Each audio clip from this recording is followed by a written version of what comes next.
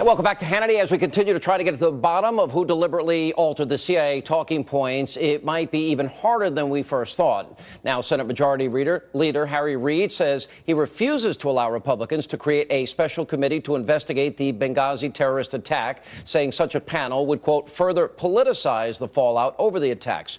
Joining me now with reaction, Fox News military analyst Lieutenant Colonel Thomas McInerney and former Deputy Assistant Secretary of Defense and former CIA officer Peter Brooks. Gentlemen, welcome to the program. I didn't get the message on the gold tie, but good to see you both.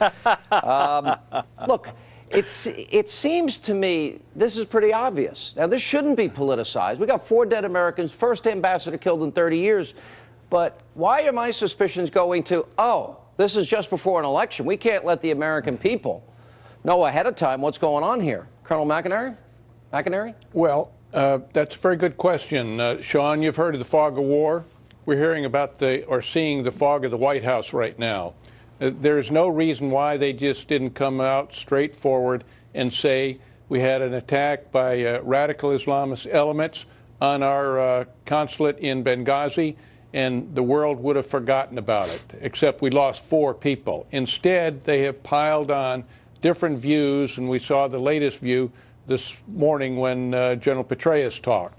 It just boggles my mind why the president just doesn't take full responsibility. Are you convinced he lied, Colonel? Well, I'm convinced that he's not telling the truth.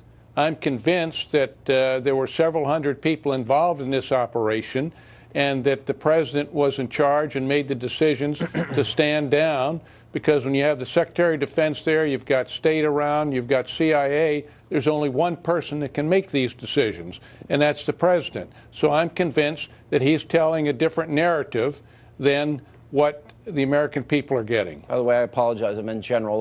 Let me ask you, Peter Brooks, with your sources in the CIA, I hear there was a lot of tension prior to General Petraeus leaving the CIA, in large part because he didn't like his agency being thrown down the stairs. Have your sources told you anything like that?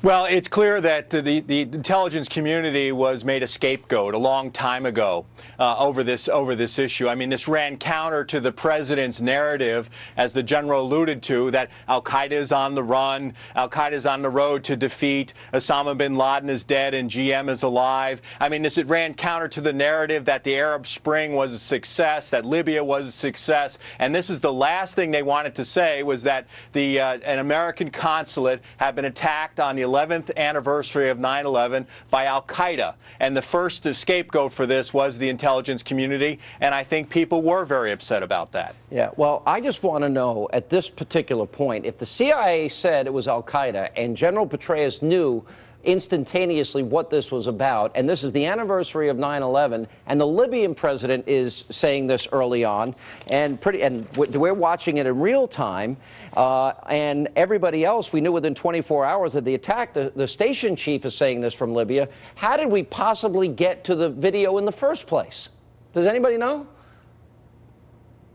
Well, the video, my understanding of the video was it was probably security cameras that were running at that time available. They would be running at most sort of diplomatic facilities around the world, and that sort of video was recovered and probably transmitted back to Washington, either immediately electronically. Well, you might have misunderstood my question. What I was saying is, how did we get to blaming this on a YouTube video?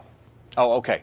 No, I mean, well, I think what it is that the intelligence was politicized. Yeah. It is that the intelligence community gave their best assessment of things, including what General Petraeus told Congress today about al-Qaeda involvement, about it being a terrorist attack. And then as it went up the chain of command, the people in the White House who sent out Ambassador Rice to represent the White House on those Sunday shows decided what those talking points would be. Now, Sean, my sense is what we're going to hear from them is that, well, one, we are trying to protect intelligence sources and methods. We didn't want al-Qaeda to know that we were on to them. Or perhaps that we got a lot of different assessments out there. We've got a lot of different assessments out there, and that this was only one of the assessments was CIA. But other people were telling us that it may have been this video, and this is what we decided on. So, I mean, they're going to come up with, they're going to spin this like crazy. They have a day or two to do that before Monday morning when the press is going to start asking them questions. General, what do you think?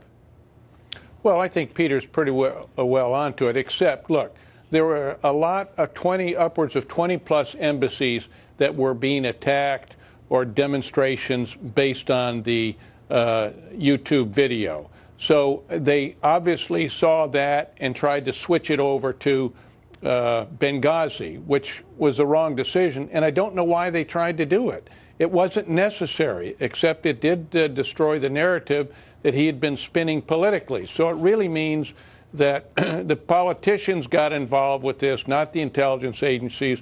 They were told to do certain things. That became very clear this morning when General Petraeus testified, because it was entirely different. But I want to know why they denied, after the British ambassador left, after the Red Cross left, why did they deny Ambassador Stevens multiple requests for additional security? They should have known. Why on the anniversary of 9/11 didn't they beef up security? And during the attack, clearly some requests for help went out because we had CIA people in Tripoli hastily charter an airplane to go help these guys, but there was only 6 of them.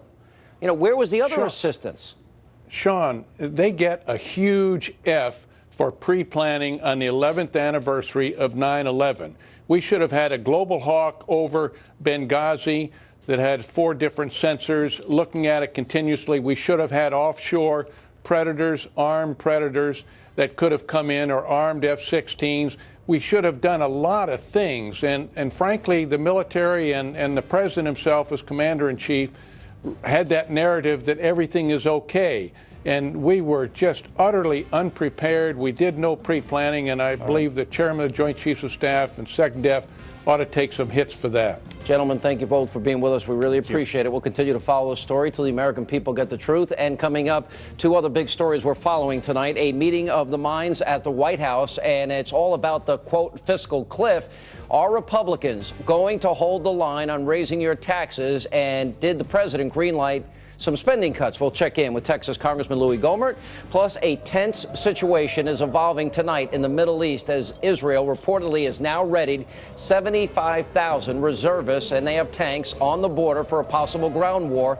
We're going to go to Israel tonight with a live report from the Israeli-Gaza border. Straight ahead.